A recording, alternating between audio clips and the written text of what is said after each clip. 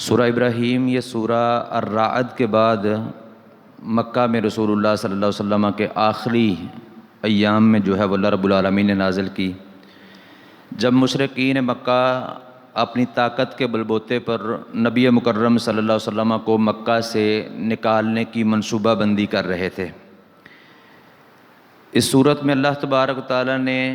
نعمتیں ملنے اور نعمتوں کو چھیننے کے دو اصول اللہ تبارک و تعالیٰ نے بیان فرمائے ہیں۔ نمبر ایک، اللہ رب العالمین کی نعمتوں کا شکریہ ادا کرنا، اور نمبر دو، اللہ تعالیٰ کی نعمتوں کی ناشکری کرنا۔ یعنی اللہ رب العالمین کی نعمتوں کا شکریہ ادا کرنا، یہ نعمتوں کے مزید اللہ تعالیٰ کی طرف سے آنے کی، ملنے کی اصول ہے، اور ناشکری کرنا یہ اللہ رب العالمین کی جو نعمتیں ملی ہوئی ہوتی ہیں وہ بھی چھن جانے کی علامت ہے۔ اور باقی ساری صورت جو ہے انہی دو اصولوں کی وضاحت کرتی ہے۔ قرآن مجید کوئی قصے کہانیوں کی کتاب نہیں ہے کہ جس سے روگردانی کر کے، جس کے احکامات کو چھوڑ کر، جس کی منہیات کی پرواہ نہ کریں گے تو گزارا ہو جائے گا، زندگی گزر جائے گی۔ یہ کوئی ایسی کتاب نہیں ہے۔ سب سے پہلے اس میں اللہ رب العالمین نے قرآن مجید کا تعارف کروایا ہے کہ مشرکین مکہ کا یہ عقیدہ تھا، وہ یہ سمجھتے تھے، اس منہج پر تھے کہ یہ قرآن جو ہے وہ منزل من اللہ نہیں ہے، اور رسول اللہ صلی اللہ علیہ وسلم کے سامنے مختلف بدتمیزیاں جو ہے وہ کرتے تھے اور اپنی بدتمیزیوں کو رکھتے تھے، جیسا کہ سورہ یونس میں ہم نے پڑھا کہ انہوں نے کہا کہ اگر آپ چاہتے ہیں کہ ہم آپ پر ایمان لے آئیں، اگر آپ چاہتے ہیں ہم آپ کو سچا رسول مان لیں اور آپ کی کتاب کو، آپ کے دین کو منزل من اللہ دین سمجھ لیں، تو پھر آپ اس قرآن کے علاوہ کوئی اور قرآن لے آئیں، او بدل ہو، یا اس قرآن میں کچھ تبدیلیاں کر لیں۔ کہ جو آپ ہمیں یہ دعوت دیتے ہیں کہ ایک اللہ کی عبادت کرنی ہے، ایک اللہ ہی داتا دستگیر ہے، ایک اللہ ہی بگڑی بنانے والا ہے، ایک اللہ کے سامنے جھکنا ہے، اور ایک ہی اللہ سے سب کچھ مانگنا ہے، اور سارے نقصانات اور سارے فوائد کا مالک ایک اللہ رب العالمین ہے۔ ہمارے بتوں کی، جن کی ہمارے باپ دادا پوجا کیا کرتے تھے، ان کو کرنی بھرنی والا سمجھا کرتے تھے، ان کی آپ نفی کرتے ہیں، ان کی توہین امیز آیات اس کے اندر ہیں، لہذا ان آیات کو نکال دیجئے، اس کو بدل دیجئے، تو ہم آپ کو سچا نبی بھی مان لیں گے اور آپ کی کتاب کو منزل من اللہ کتاب بھی مان لیں گے۔ لیکن رسول اللہ صلی اللہ علیہ وسلم کو اللہ رب العالمین نے مختلف جوابات سکھائے۔ پہلا جواب سکھایا کہ ان کو کہہ دیجئے کہ یہ میرے لیے جائز ہی نہیں ہے، میرے لیے یہ لائق ہی نہیں ہے کہ میں اس کو اپنی مرضی سے بدل دوں، اور میں اتباع نہیں کرتا ہوں مگر اللہ رب العالمین کی وحی کی، کہ اللہ تعالیٰ کی وحی کا پابند ہوں، اپنی مرضی سے کوئی کام کرنے کا حکم نہیں دے سکتا ہوں، اور اپنی مرضی سے کسی کام سے تمہیں رکنے کا حکم نہیں دے سکتا ہوں۔ تو اگر میں ایسا کروں جیسا تم چاہتے ہو تو میں بہت بڑے دن کے عذاب سے ڈرتا ہوں، یہ میرے رب کی نافرمانی ہوگی، اور اگر نافرمانی میں کروں گا تو اپنے رب کے بڑے دن کے عذاب سے ڈرتا ہوں۔ تو بہرکیف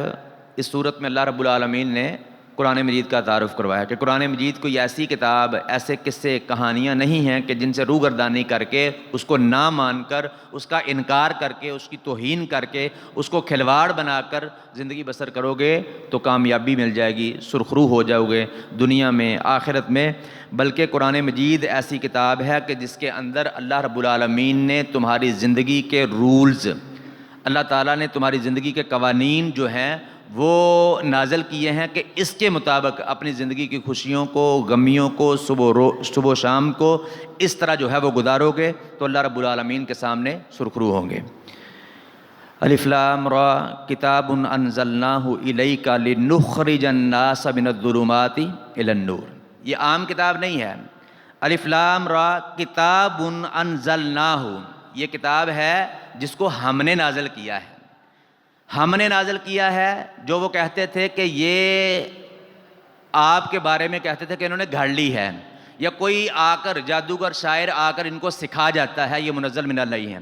تو اللہ رب العالمین نے سب سے پہلے ان کے رد میں دلیل نازل کی کہ کتاب انزلناہ، ایک کتاب ہے جس کو ہم نے نازل کیا ہے، یہ کسی بشر کا کلام نہیں ہے، کسی جن کا کلام نہیں ہے، یہ کسی کا من گڑت کلام نہیں ہے، بلکہ ہم نے اس کو نازل کیا ہے الیکا، آپ کی طرف۔ پھر اس کے نازل کرنے کی ریزن بھی بتائی کہ وجہ کیا ہے، اس کو ہم نے نازل کس لیے کیا ہے، لِنُخْرِجَ النَّاسَ لِتُخْرِجَ النَّاسَ مِنَ الظُّلُمَاتِ إِلَى النُّورِ، کہ آپ اس کے ساتھ، اس کی تعلیمات کے ساتھ، اس کے احکامات کے ساتھ، اس کی منہیات کی ان کو دعوت دے کر آپ ان کو ظلمات سے نکال کر روشنی کی طرف لے کے آئیں، نور کی طرف لے کے آئیں۔ یعنی کفر، شرک، بدعات، خرافات، اللہ رب العالمین کی نافرمانیوں، رسول اللہ صلی اللہ علیہ وسلم کی نافرمانیوں کے ظلمات، اندھیروں سے نکال کر اللہ رب العالمین کی اطاعت، رسول اللہ صلی اللہ علیہ وسلم کی اتباع، آپ کی تعلیمات کے مطابق زندگی گزارنا، آپ کی منہیات سے اجتناب کرنے کی روشنی کی طرف لے کے آئیں۔ بِإِذْنِ رَبِّهِمْ، ان کے رب کے حکم کے ساتھ، إِلَىٰ صِرَاطِ الْعَزِيزِ الْحَمِيدِ، اس کے راستے کی طرف جو سب پر غالب، کمال تعریف والا ہے۔ محمد صلی اللہ علیہ وسلم اللہ تعالیٰ کے رسول ہیں، تمہاری زبان میں اللہ تعالیٰ کا پیغام تمہیں پہنچاتے ہیں، لہذا ان کی دعوت اور پیغام کو سمجھنا تمہارے لیے کوئی مشکل نہیں ہے، کیونکہ تمہاری زبان میں کیا ہے، عربی ہے، اور یہ مخاطب وہ لوگ ہیں جب قرآن نازل ہو رہا تھا تو ان کی زبان بھی عربی تھی۔ تو فرمایا کہ محمد رسول اللہ صلی اللہ علیہ وسلم تمہاری ہی زبان میں تمہیں تبلیغ کرتے ہیں، اللہ تعالیٰ کے احکامات سناتے ہیں، اللہ تعالیٰ کی منہیات تم تک پہنچاتے ہیں۔ ان کی دعوت کو قبول کرنا، اس پر عمل پیرا ہو جانا اور اس پر عمل کرنا، یہ کوئی مشکل کام نہیں ہے۔ اگر غور و فکر کر لو، تدبر کر لو، سوچ لو تو کوئی مشکل کام نہیں ہے۔ تو جو بندہ کان ہی نہیں دھرے گا، غور و فکر ہی نہیں کرے گا، اس پر تدبر نہیں کرے گا، اس کو سمجھنے کی کوشش ہی نہیں کرے گا، اللہ تعالیٰ نے کان دیے اور سماعت کی طاقت دی ہے، لیکن اس کے باوجود اس کو سنتا ہی نہیں ہے، اس پر غور و فکر ہی نہیں کرتا ہے، تو اس کے لیے یہ ہدایت نہیں ہے۔ اس کے لیے رسول اللہ صلی اللہ علیہ وسلم کے پیغامات، رسول اللہ صلی اللہ علیہ وسلم کی منہیات، احکامات اور یہ کتاب فائدہ مند نہیں ہے۔ اور پھر اس میں وہی دعوت ہے جو اس سے پہلے موسیٰ علیہ السلام تمہارے پاس لے کر آئے تھے، اسی دعوت کو جو ہے اسی دین کو، اسی مشن کو آگے پھیلانے کے لیے یہ کتاب ہے۔ وَمَا أَرْسَلْنَا مِن رَّسُولٍ إِلَّا بِلِسَانِ قَوْمِهِ، اللہ رب العالمین نے فرمایا کہ ہم نے کوئی رسول نہیں بھیجا مگر اس کی قوم کی زبان میں۔ جتنے بھی انبیاء، جتنے بھی رسول آئے، وہ اس وقت ان کی قوم کی جو زبان ہوتی تھی اسی زبان کو بولنے والے، اور اسی زبان کی جو ہے وہ کتاب بھی اگر ان کو ملی، کوئی صحیفے ملے تو اسی زبان کے ملے، تاکہ یہ لوگ کوئی بہانہ نہ کر سکیں کہ ہماری زبان اور تھی، اس رسول کی زبان اور تھی، ہماری زبان اور تھی، یہ جو کتاب لے کے آیا، جو پیغام لے کے آیا، اس کی زبان اور تھی، لہذا ہمیں سمجھ نہیں آئی کہ یہ کہتا کیا ہے۔ تو اللہ رب العالمین فرماتے ہیں ہم نے کوئی رسول نہیں بھیجا مگر اس کی قوم کی زبان کے اندر، لیبین لہم، تاکہ وہ ان کو کھول کر بیان کرے، اللہ تعالیٰ کے پیغامات، اللہ تعالیٰ کے احکامات، اس کی منہیات کھول کر ان کو بتائے۔ فَيُضِلُّ اللَّهُ مَن يَشَاءُ، تو اللہ تعالیٰ گمراہ کرتا ہے جس کو چاہتا ہے، وَيَهْدِي مَن يَشَاءُ، اور ہدایت دیتا ہے جس کو چاہتا ہے۔ سورہ ابن ماجہ میں حدیث ہے، نبی مکرم صلی اللہ علیہ وسلم نے فرمایا کہ ہر بندے کا دل اللہ رب العالمین کی ان دو انگلیوں کے درمیان ہے، اللہ تعالیٰ جدھر چاہتے ہیں اس کے دل کو پھیر دیتے ہیں۔ کیا مطلب ہے اس کا؟ اب کو بندہ گناہ کرے تو وہ کہے جی میرے دل کو اللہ تعالیٰ نے ادھر پھیر دیا تھا، میرا تو کوئی قصور نہیں ہے۔ چوری کرے تو کہے جی میرے دل کو اللہ تعالیٰ نے ادھر پھیر دیا تھا، میرا قصور نہیں ہے۔ یہ میں نے پہلے بھی ایک درس میں آپ کو سمجھایا تھا کہ تقدیر پر ایمان کیا ہے۔ تقدیر جو اللہ تعالیٰ نے پہلے لکھ دیا ہے، اس کا مطلب یہ نہیں ہے کہ اللہ تعالیٰ نے لکھا ہے ہم اس لیے کرتے ہیں، بلکہ یہ اللہ تعالیٰ کا علم ہے۔ تقدیر کیا ہے؟ اللہ تعالیٰ کا علم. تو اللہ تعالیٰ کو میرے اور آپ کے ہم سب کے کرتوتوں کا پہلے ہی علم تھا، تو اللہ تعالیٰ نے اس کو لکھ دیا. ہم نے کرنا تھا اس لیے اللہ تعالیٰ نے لکھا ہے، اللہ تعالیٰ نے لکھا ہے اس لیے ہم نہیں کرتے. تو یہ اللہ تعالیٰ کو پہلے پتا تھا کہ اس نے کیا کرنا ہے، وہ اللہ تعالیٰ نے لکھ دیا ہے. تو یہ مطلب ہے کہ اللہ تعالیٰ جس کو چاہتا ہے ہدایت دیتا ہے، جس کو چاہتا ہے گمراہ کرتا ہے. یعنی اللہ تعالیٰ اس کی کاوش کو، کوشش کو، اس کے اعمال کو دیکھتا ہے، اس کے رستے کے چوز کرنے کو دیکھتا ہے، جس کا اختیار اللہ تعالیٰ نے اس کو دیا ہے. اللہ رب العالمین نے بتا دیا کہ یہ سیدھا راستہ، ان ھذا صراطی مستقیمہ، یہ سیدھا راستہ میرا ہے، اور اس راستے کے ارد گرد خطوات الشیطان ہیں، شیطان کی پگڈنڈیاں ہیں، اور میرے سیدھے راستے کی منزل جنت، اس کی نعمتیں ہیں، اور شیطان کی پگڈنڈیوں کی منزل جو ہے وہ جہنم، اس کے عذابات اور ہولناکیاں ہیں. اب اختیار دے دیا کہ جس مرضی راستے کو چوز کر لو، جس مرضی راستے پہ چل پڑو. اب یہ اختیار ہے. اب بندہ اپنا اختیار استعمال کرتے ہوئے اگر اللہ تعالیٰ کے صراط مستقیم کو چوز کرتا ہے، اس ٹریک پر چلتا ہے، تو وہ سیدھا اللہ رب العالمین کی جنت میں چلا جائے گا. اور اگر وہ شیطان کی پگڈنڈیوں پر، خطوات الشیطان پر چلتا ہے، تو پھر وہ جہنم میں جائے گا، پھر اس کے عذابات کو، اس کی ہولناکیوں کو جھیلے گا. تو اللہ تعالیٰ اس کے راستے کے چوز کرنے کو دیکھتے ہیں، اس کے اختیار کے استعمال کرنے کو دیکھتے ہیں، اس کی کاوش کوشش کو دیکھتے ہیں. اگر وہ صراط مستقیم کی طرف ہوتی ہے تو اللہ تعالیٰ اس کو ہدایت دے دیتے ہیں، اللہ تعالیٰ اس کے راستے کو آسان بنا دیتے ہیں، اس کو اللہ تعالیٰ مزید نیکیوں کی توفیق دیتے ہیں، اپنی اطاعت کی توفیق دیتے ہیں، محمد رسول اللہ صلی اللہ علیہ وسلم کی اتباع کی توفیق دیتے ہیں، آپ کے احکامات پر عمل کرنے کی، منہیات سے اجتناب کرنے کی توفیق دیتے ہیں، اور اپنا قرب اس کو دے دیتے ہیں. اور اس راستے پہ وہ چلتے چلتے چلتے چلتے جنت تک پہنچ جاتا ہے. اور جو خطوات الشیطان پر ہوتا ہے، جس کی کاوش کوشش، شوق ذوق ادھر ہوتا ہے، جس کو ظاہری جو ہے وہ نعمتیں دیکھ کر اللہ تعالیٰ کی یاد سے وہ غافل ہو جاتا ہے، اہم ترین چیز جس کے لیے اللہ رب العالمین نے پیدا کیا ہے، وَمَا خَلَقْتُ الْجِنَّ وَالْإِنسَ إِلَّا لِيَعْبُدُونَ، جس مقصد کے لیے اللہ تعالیٰ نے پیدا کیا ہے، اس مقصد کو بھول جاتا ہے ظاہری ٹھاٹ باٹ کو دیکھ کر. تو پھر اللہ تعالیٰ اس کو گمراہ کر دیتا ہے. یہ مطلب ہے کہ اللہ تعالیٰ جدھر چاہتا ہے اس کے دل کو پھیر دیتا ہے. وَهُوَ الْعَزِيزُ الْحَكِيمُ، اور وہ سب پر غالب کمال حکمت والا ہے. وَلَقَدْ أَرْسَلْنَا مُوسَىٰ بِآيَاتِنَا، اور بے شک یقیناً ہم نے موسیٰ کو بھیجا اپنی آیات کے ساتھ، اپنی نشانیوں کے ساتھ. أَنْ أَخْرِجْ قَوْمَكَ مِنَ الظُّلُمَاتِ إِلَى النُّورِ، اس لیے کہ وہ نکالے اپنی قوم کو ظلمات سے نور کی طرف. وَذَكِّرْهُمْ بِأَيَّامِ اللَّهِ، اور ان کو اللہ تعالیٰ کے ایام یاد کروائے. ان فی ذالک لآیات لکل صبار شکور، بے شک اس میں یقیناً بڑی نشانیاں ہیں ہر بہت زیادہ صبر کرنے والے، بہت شکر کرنے والے کے لیے. میں نے آپ کو بتایا کہ 2 اصول اللہ رب العالمین نے اس صورت میں نازل کی ہے. 2 صورت شروع میں بیان کیے کہ اگر اللہ تعالیٰ کی نعمتوں کا شکر کرو گے تو اللہ تعالیٰ کا وعدہ ہے کہ اور ملے گا، اور اگر اللہ تعالیٰ کی نعمتوں کی ناشکری کرو گے تو اللہ کا عذاب بڑا سخت ہے. تو اسی بات کو اللہ رب العالمین نے پوری صورت میں اسی کی وضاحت کو بیان فرمایا.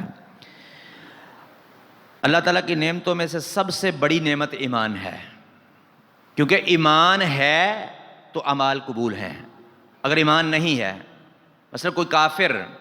مسلمانوں پر کوئی آفت آتی ہے، تو آج بھی آپ دیکھتے ہیں سیلاب آیا ہے یہاں پہ، یا طوفان کے ساتھ، زلزلے کے ساتھ مسلمانوں کا مالی نقصان ہوا ہے، گھر تباہ ہو گئے ہیں، کوئی بھی نقصان ہوا ہے، تو کفار کی طرف سے بھی، ایک تو مسلم ممالک کی طرف سے جو ہے وہ مدد آتی ہے، کفار کی طرف سے بھی آتی ہے. لیکن جو کافر ایمان نہیں ہے، اللہ تعالیٰ کے ساتھ شرک پر ہیں، کفر پر ہیں، تو دنیا میں جتنے بھی نیک اعمال کیے، اب لوگوں کی مدد کرنا، اللہ تعالیٰ کے بندوں کو جو ہے وہ گھر بنا کے دینا، راشن کا بندوبست کرنا، ان کی مدد کرنا، یہ بہت بڑی نیکی ہے. لیکن اگر اسی کفر پر، اسی شرک پر ان کی جان نکل گئی، وہ مر گئے، تو اس خرچ کرنے کا، مسلمانوں کو مکان بنا کر دینے کا، ان کو راشن تقسیم کرنے کا، ان کی مدد اور نصرت کرنے کا آخرت میں ان کو کوئی فائدہ نہیں ہوگا۔ تو ایمان اللہ رب العالمین کی سب سے بڑی نعمت ہے، ایمان سے بڑی نعمت اور کوئی نہیں ہے۔ جو شخص اس نعمت کو تسلیم کر کے اللہ تعالیٰ کا شکریہ ادا کرتا ہے تو اللہ رب العالمین ایمان کے ساتھ ساتھ نیک اعمال کی بھی توفیق دیتے ہیں، اور جو شخص اس نعمت کی ناشکری کرتا ہے اور اس کفر پر، شرک پر جس پر وہ ہے اس پر ڈٹا رہتا ہے، تو پھر اللہ رب العالمین دنیا میں بھی جو معاملہ اس کے ساتھ کرتے ہیں اس کے لیے جو ہے وہ سرخرو دنیا بھی نہیں ہوتی، اور آخرت میں جو عذاب، جو سزا، جو ہولناکی اللہ رب العالمین نے اس کے لیے رکھی ہے اس کا کوئی اندازہ ہی نہیں لگا سکتا ہے۔ نعمتوں میں زیادتی اور کمی کا اصول جو شروع میں نے بات کی وہ اللہ رب العالمین نے بیان کیا، وَإِذْ تَأَذَّنَ رَبُّكُمْ لَإِن شَكَرْتُمْ لَأَزِيدَنَّكُمْ وَلَئِن كَفَرْتُمْ إِنَّ عَذَابِي لَشَدِيدٌ، اور جب تمہارے رب نے صاف اعلان کر دیا کہ یقیناً اگر تم شکر کرو گے تو وہ ضرور اور زیادہ دے گا، میں ضرور اور زیادہ دوں گا، اور اگر یقیناً تم کفر کرو گے ان عذابی لشدید، تو بے شک میرا عذاب بڑا سخت ہے۔ تو اگر اللہ رب العالمین کی نعمتوں کا وہ نعمت ایمان ہے یا دوسری استعمال کرنے والی نعمتیں ہیں، اگر اس کا شکریہ ادا کرو گے تو وہ اور زیادہ، ایمان کی نعمت کا شکریہ ادا کرو گے تو ایمان مضبوط ہوگا، ایمان بڑھے گا، نیک اعمال کی توفیق ملے گی، اور اگر اس کی ناشکری کرو گے تو پھر اللہ تعالیٰ کی جہنم کا ایندھن بن جاؤ گے، اس کا بالن بن جاؤ گے۔ اور دوسری نعمتیں بھی ہیں جو استعمال کرنے والی ہیں، اگر ان کا شکریہ ادا کرو گے اللہ رب العالمین کا تو اللہ تعالیٰ ان میں اضافہ کرے گا، اور اگر ان میں ناشکری کرو گے تو اللہ تعالیٰ پہلی نعمتوں کو بھی چھین لے گا، اس سے بھی محروم ہو جاؤ گے۔ اب دیکھو فرعون، قوم نوح، عاد، ثمود کی تاریخ تمہارے سامنے ہے، ہم پڑھتے ہیں، ان کو بھی مخاطب کر کے کہا کہ تمہارے سامنے ہے۔ پہلے انہیں اللہ رب العالمین نے اپنی نعمتوں سے نوازا، اور اللہ کی قسم ایسی نعمتوں سے نوازا کہ جو نعمتیں شاید مشرکین مکہ کے پاس بھی نہیں تھیں اور آج ہمارے پاس بھی نہیں ہیں۔ ان کو افرادی، مالی اللہ رب العالمین نے بہت زیادہ قوت دی، لیکن جب انہوں نے اللہ کی زمین پر رہتے ہوئے، اس پر زندگی بسر کرتے ہوئے اپنے قوانین چلانے کی کوشش کی تو اللہ رب العالمین نے ان کا نام صفحہ ہستی سے مٹا دیا۔ اللہ تعالیٰ نے مختلف عذابات ان پر جو ہے وہ بھیجے۔ سابقہ قوموں کی ناشکری کی تاریخ اللہ رب العالمین نے بیان کی کہ اللہ تعالیٰ نے سابقہ لوگوں کی ناشکری اس طرح اس کا تذکرہ کیا، وَقَالَ الَّذِينَ كَفَرُوا لِرُسُلِهِمْ، اور کہا ان لوگوں نے جنہوں نے کفر کیا اپنے رسولوں سے، لَنُخْرِجَنَّكُم مِّنْ أَرْضِنَا، یقیناً ضرور ہم تمہیں اپنی زمین سے نکال دیں گے، اَوْ لَتَعُودُنَّ فِي مِلَّتِنَا، یا تم ضرور ہمارے دین کے اندر واپس آ جاؤ گے۔ یعنی وہ رسولوں کو جو منزل من اللہ دین لے کے آئے تھے ان کو جھوٹا سمجھتے تھے، اور جس پر اپنے باپ دادا پر کو، جس گمراہی پر اپنے باپ دادا کو پایا اس کو سچا سمجھتے تھے۔ کہتے تھے یا تو ہم آپ کو ضرور یہاں سے نکال دیں گے اپنی زمین سے، یا پھر کیا ہوگا کہ تم ضرور ہماری ملت میں، ہمارے دین میں واپس آؤ گے۔ فَأَوْحَىٰ إِلَيْهِمْ رَبُّهُمْ، تو ان کے رب نے ان کی طرف وحی کی، لَنُهْلِكَنَّ الظَّالِمِينَ، کہ یقیناً ضرور ہم ظالموں کو ہلاک کریں گے۔ تو اس کے برعکس اپنے باپ ابراہیم علیہ السلام کی زندگی پر غور کرو، وہ اسی پیغام توحید کی وجہ سے اپنے آبائی وطن عراق سے نکال دیے گئے، اسی پیغام توحید کی وجہ سے ان کو آگ میں ڈالا گیا، سگے باپ نے اپنے گھر سے نکال دیا،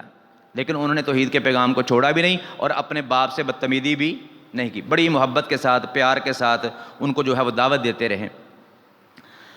وَإِذْ قَالَ إِبْرَاهِيمُ رَبِّ اجْعَلْ هَٰذَا الْبَلَدَ آمِنًا وَاجْنُبْنِي وَبَنِيَّ أَن نَّعْبُدَ الْأَصْنَامَ، پھر ابراہیم علیہ السلام نے دعا کی اللہ رب العالمین سے کہ، اور جب کہا ابراہیم نے اے میرے رب اس شہر کو امن والا بنا دے اور مجھے اور میری اولاد کو بتوں کی عبادت سے بچا لے۔ رب انہن اضللن کثیرا من الناس،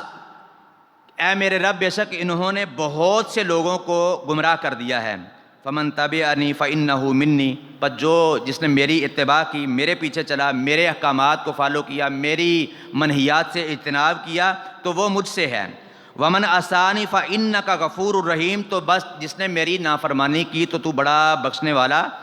رحم کرنے والا ہے۔ ربنا انی اسکنت من ذریتی بواد غیر ذی زرع، اے میرے رب، میں نے اپنی کچھ اولاد کو ایسی وادی کے اندر جو کھیتی والی نہیں ہے